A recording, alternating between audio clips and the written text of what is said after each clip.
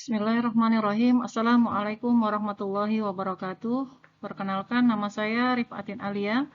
Pada kesempatan kali ini saya akan menyampaikan materi pendidikan agama Islam tentang ingin meneladani ketaatan malaikat-malaikat Allah Subhanahu wa Ta'ala.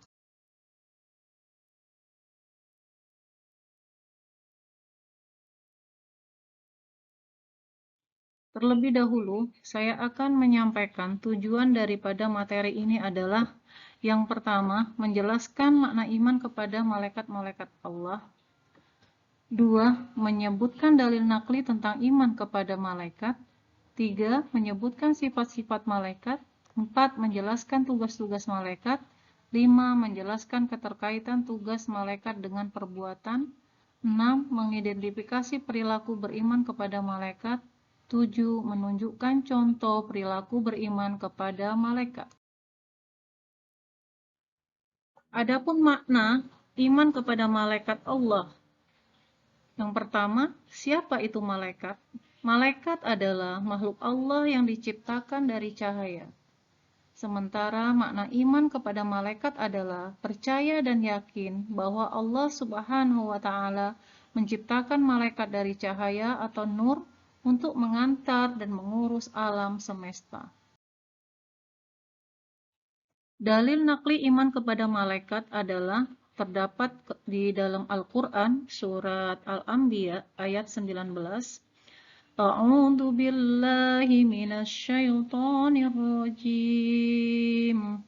Bismillahirrahmanirrahim. Walahu man fis samawati wal ard wa man 'indahu la yastakbiruna 'an ibadatihi wa la yastahsirun.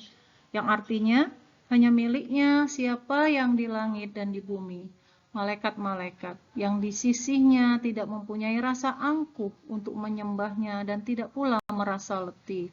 Quran surat Al-Anbiya ayat 19.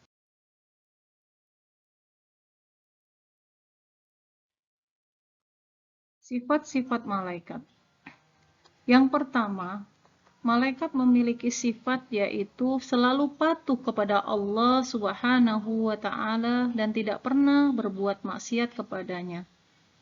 2. Malaikat dapat berubah wujud sesuai kehendak Allah. 3. Malaikat tidak makan dan tidak minum. 4. Malaikat tidak memiliki jenis kelamin. 5. Malaikat tidak pernah letih dan tidak pula berhenti beribadah kepada Allah Subhanahu wa Ta'ala. 6. Malaikat senang mencari dan mengelilingi majelis zikir. 7. Malaikat berdoa bagi hamba yang duduk menunggu sholat berjamaah.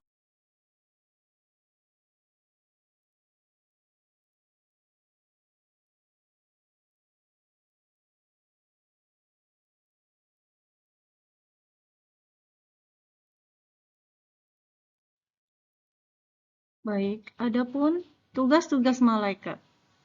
Malaikat Jibril bertugas menyampaikan wahyu kepada nabi dan rasul. Mikail bertugas mengatur kesejahteraan makhluk seperti mengatur awan, menurunkan hujan, melepaskan angin, dan membagi-bagikan rezeki. Israfil bertugas meniup terompet saat dimulainya kiamat hingga berbangkit di padang mahsyar. Malaikat Israel bertugas mencabut nyawa seluruh makhluk hidup, baik manusia, jin, iblis, setan, dan malaikat apabila tiba waktunya. Malaikat Mungkar bertugas menanyai orang yang sudah meninggal dan berada di alam kubur.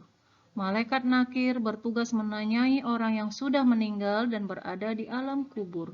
Raqib bertugas mencatat semua pekerjaan baik setiap manusia sejak akil balik sampai akhir hayat. Malaikat Atid bertugas mencatat semua pekerjaan buruk setiap manusia sejak akil balik sampai akhir hayat.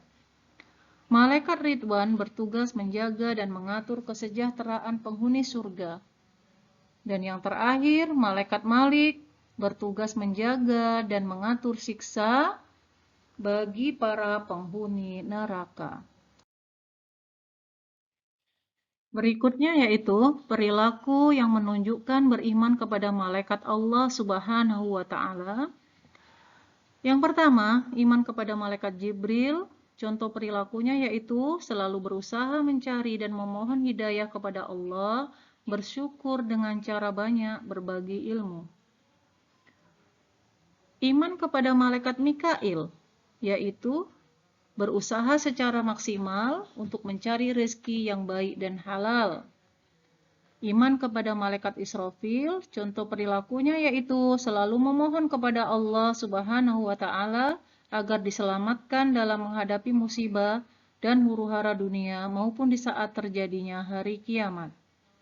Iman kepada malaikat Israel, contoh perilakunya yaitu berusaha mempersiapkan diri untuk menghadapi kematian, selalu berdoa agar terhindar dari siksaan sakaratul maut ketika ajal menjemput kita. Iman kepada malaikat Mungkar dan Nakir, selalu memohon kepada Allah Subhanahu wa Ta'ala agar dilapangkan dalam kubur dan diringankan dalam siksa kubur. Iman kepada malaikat Raqib, yaitu selalu memiliki niat baik dalam segala perbuatan, baik ucapan maupun perbuatan. Iman kepada malaikat Atid, menjauhi niat buruk, perkataan yang kotor, perbuatan yang jelek, dan menjauhi perilaku tercela. Baiklah, itulah tadi materi kita pada hari ini. Mudah-mudahan bermanfaat. Saya akhiri dengan billahi taufiq wal hidayah. Wassalamualaikum warahmatullahi wabarakatuh.